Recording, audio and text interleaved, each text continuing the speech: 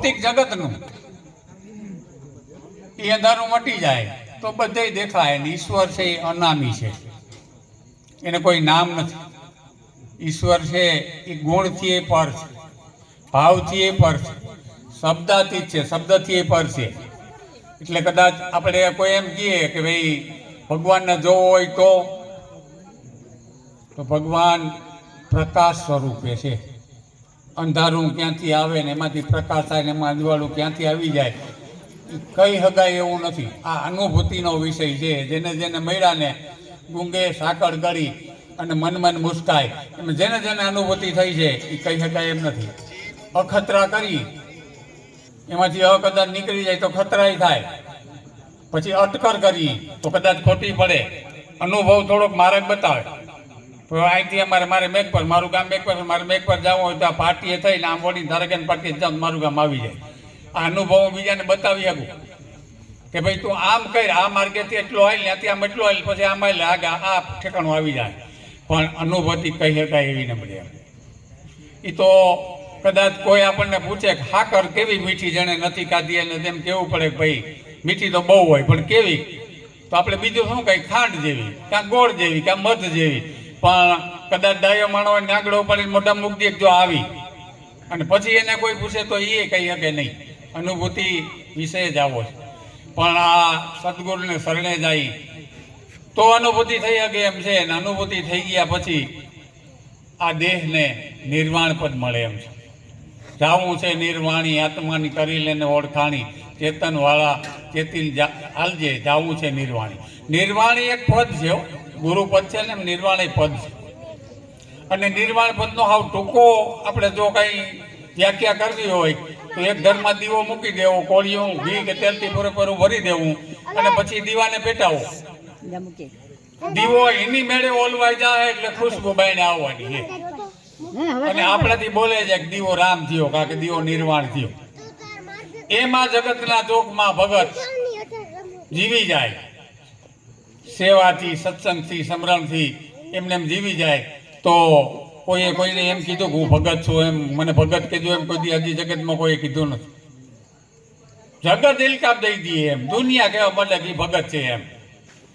કોઈને કેવું ન પડે મને તમે ભગત કહેજો એમ. ભત્રીજા એમ કેવું પડે તું મને કાકો કે જ આવતા કે કાકા કેમ છે એમ ભગતને કંઈ કેવું ન પડે એમ.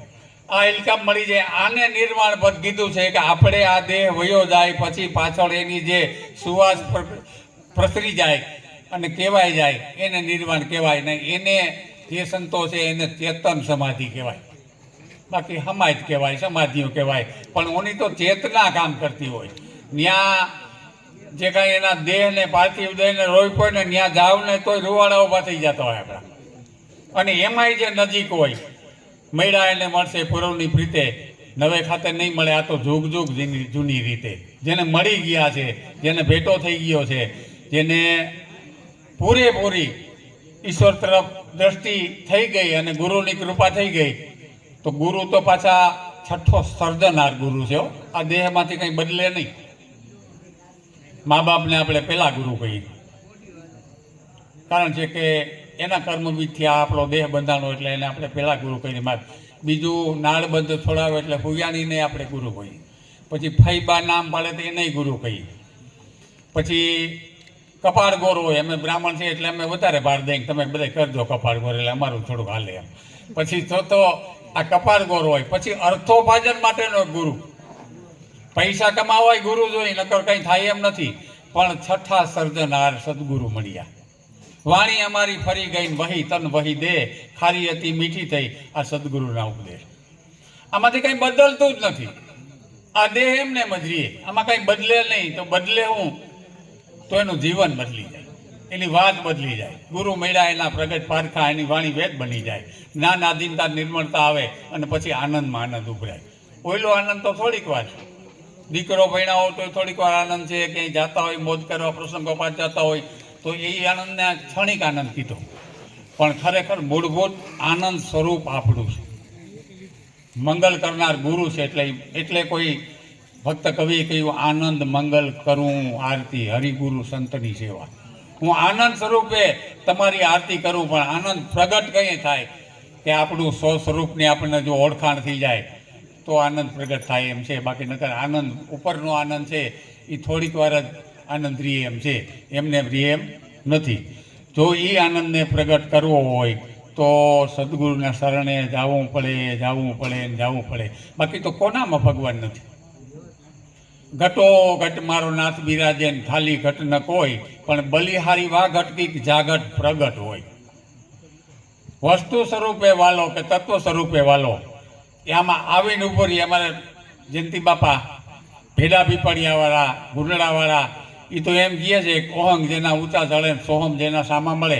જ્યાં મળે ને વિસ્ફોટ થાય ને ન્યા ત્રિવેણી એને કીધી.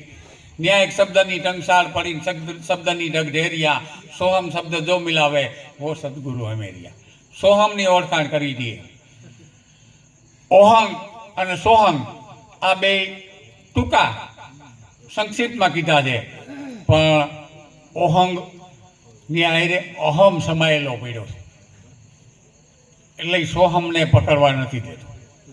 સોહમ જેનો પકડાઈ જાય, સોહમ તું હંસ છો, તું જેને ગોતો એ તું તો નથી ને.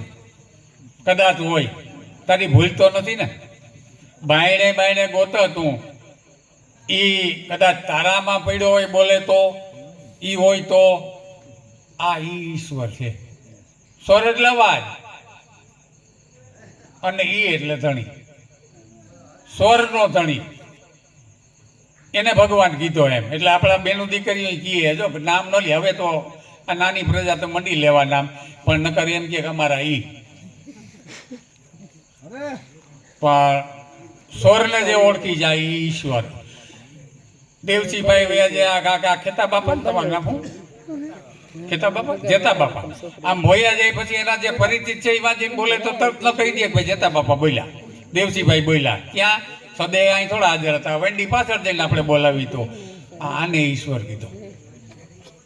સ્વર એટલે અવાજ છે, સ્વર એટલે ઈશ્વર છે, સ્વર એટલે નાદ છે. નાદય ઘણા હો, પણ ઓરિજિનલ નાદને જો કોઈ ઓળખી જાય ને તો આ ભવના ફેરા મટી જાય એમ છે. એમ આહત નાદ, બે વસ્તુનું ઘર્ષણ થાય જે નાદ થાય ને એને આહત નાદ કહેવાય. આપણે ઉભો કરી શકીએ. અનાહત નાદ એ પ્રકૃતિ કરે. એમને બેઠા હોય ને સુસોટા મને ને વાગવા કે વાગે તેમ થઈ જાય કે તું કાંઈક છે ખરું હોય, હું ચડ્યું છે કે વરસાદ આવશે કે સુસોટા મીડા બોલવા, એ પ્રકૃતિનો છે. અંતરનાદ પાછો આપણો છે, સ્વનો અંતરનાદ છે. તો આ થઈ જાય ને તો અનહદ નાદ સંભળાય એમ છે. મને ઝીણો ઝીણો નાદ સંભળાય ગુરુજી મારા આવે છે એમ કે ને, એમાંથી અનહદ નાદ સંભળાય એમ છે. 3 ને વારી 5 ને સંભાળી જેને કામ ક્રોધ હટાયા, હદ બેહદ ને આનંદ જાય એટલે આ કરમ વગર ની કાયા. અનહદમાં જવું પડે. હદમાં તમે એનું બતાવી દઈ, પછી બેહદ. કદાચ અહીંયા કોઈને એકબીજાને તુકારો દે એટલે એમ થઈ જાય કે હવે તો બેહદ થઈ. હદ તો ઠીક છે પણ બેહદ થઈ હતી. આ વ્યવહારિક જગતની વાત કરો. હદમાં આવે એટલે થોડુંક કયો પછી કદાચ વધારે બોલે તો બેહદ કહેવાય, પણ મારવા ઊભો થાય તો અનહદ નો થઈ ગઈ કહેવાય. અને એનો સ્વ બચાવનો સરકારે પુરાવો આપે, સંતોય પુરાવો આપે કે તમે તમારા સ્વ બચાવમાં કરવું જોઈએ, તમને તમારા જીવના ઉદ્ધાર માટે કંઈક કરવું જોઈએ. પછી હમણાં ભાઈ બોલ્યા હતા, બને તો મતવાલો પ્રભુ સે પીત લગાય. બિગડ ગયો સગા સંબંધી, ऐसी દુનિયાદારી ગુરુ બિન કોણ કરે શું કહે. બગડી જાય તો મા બાપ કહે કે તો અકર્મી થયો. કોઈ આમ ભક્તિમાં જાય તોય નહીં, એ ગમતું નથી. ભક્તિમાં જાય ને એ તો કામ કરીને આ સ્વાર્થની હગાય કે દીકરો પાછો મારું કામ કરીને દઈએ, હું બેઠો બેઠો ભજન કરું. એટલે ભજન પછી એવા હોય ને, એ તો ભજન એવા હોય, પણ બેઠો બેઠો ભજન કરું દીકરો મને કામીને દે. આ સ્વાર્થની હગાઈ. આ હગાઈ જો તોડી નાખે કોઈ પૂર્વનો જીવડો હોય અને એમ કહી દઈએ કે મને તો મારે ન્યા જવું હતો, ન્યા જ જવું છે, તો આ અગોચર ભૂમિ છે. ઇન્દ્રિયો જેને માણી હગે, દેખી હગે, સ્વાદ માણી હગે, સમજી હગે એને ગોચર કહેવાય. ગો નામ ઇન્દ્રિય. ઇન્દ્રિયો જેને ચડી હગે, આંખ જેને જોઈ હગે, કાન સાંભળી હગે, જીભ સ્વાદ લઈ હગે, અને ગોચર કહેવાય. ગો નામ જ ઇન્દ્રિય છે. ઇન્દ્રિયો જેને ચડી હગે એને ગોચર કહેવાય. પણ કંઈ ન હોય છતાંય જેની બીક લાગે એને અગોચર કહેવાય. હવે પોતપોતાના છાતી માથે હૃદય માથે હાથ મૂકીને કરે, ખોટું કર્મ કરતું હોય, ખોટું કામ કરવા આપણે જતા હોય તો આપણે અંદરથી કોઈક ના પાડે, એ અગોચર છે. અગમ અગોચર અને અનામી,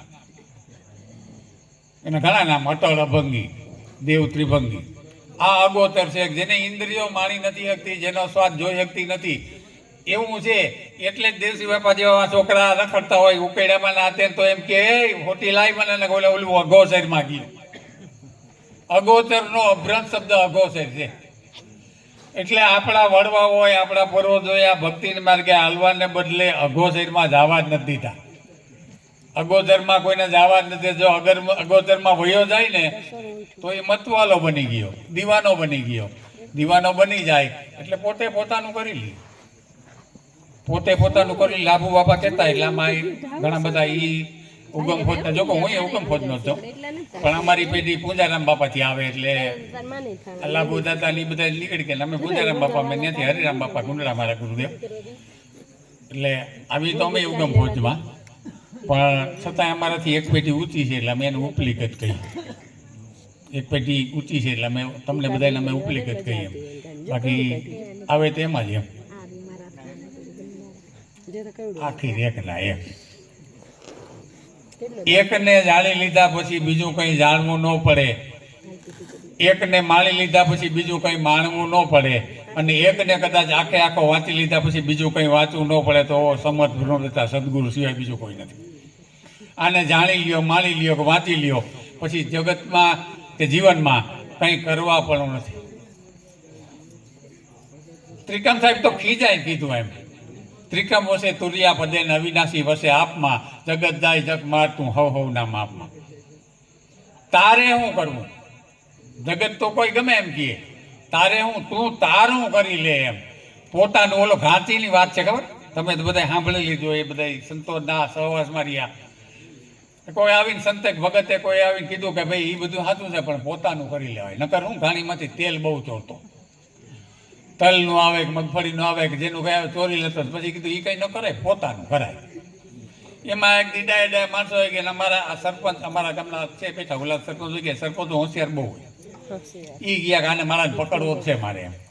એ વાતું એ જણાવી દીધું, કરવાનું નથી. ઘરમાંથી ઘાસ દઈને આવી, એ એવી લપ ન કરાય, પોતાનું કરી લેવાય. પોતું ગોળીને મૂકી દીધું હતું સારું, ફરી એક જેટલું તેલ નીકળે ને એમ. એટલે આ પોતાનું તો દર્શન છે, પણ ખરેખર પોતે પોતાનું કરી લેવું પડે. પરખ તું પોતે પારખ થઈ. ઓળખવાનો તને જ છે ભાગ, બીજા કોઈને ઓળખવાનું નથી. ને આપણે ઘણી વખત કઈ બધી જિંદગી વહી ગઈ પણ ફલાણા ભાઈ ન ઓળખો, મારું આમ થઈ ગયું પણ મેં આ ન ઓળખો. પણ ભાઈ તને જ નથી ઓળખો, બીજા કાં કૂતે ભાઈ તારે ઓળખવાની તને જરૂર છે, બીજાને ઓળખવાની જરૂર જ નથી. તું તને ઓળખી લે એટલે જગત ઓળખાઈ ગયું. પ્રતિબિંબ રૂપે તારો દેહ છે ને પ્રતિબિંબ જગસાર, બિંબ રૂપે તું આત્મો ને એનો કરી લે વિચાર. તું બિંબ છો, બાકી તો બધા પ્રતિબિંબ છે. આ બેઠા બધા તો પ્રતિબિંબ છે. તારે તને ઓળખવાનું છે એટલે પરખ તું પોતે પારખ થઈ. મયડો હીરો ઘણો અમૂલ્ય પણ બુદ્ધિ ઓળખો નહીં. એથી દરિદ્ર પણ ના હટે, ભલે હીરો ઘરમાં હોય. કારણ કે બધામાં છે, તમારામાં છે, મારામાં છે. બોલે એ બીજો નથી, છે પરમેશ્વર પોતે. અજ્ઞાની છે આંધળો એટલે અડગો જઈને ગોતે. પણ બાણ સાહેબ સમજી ગયા પછી તરત બોલ્યા કે ભાણકીએ ભટકીસમાં મથી જો મન માય, સમજીને હોય રે તો કરવાનું નથી કાંઈ. પણ ખાલી હોવાની વાત નથી. એમાં સેવા, સત્સંગ અને સાધનાનો આ ત્રણેય બળ પૂરેપૂરા કામ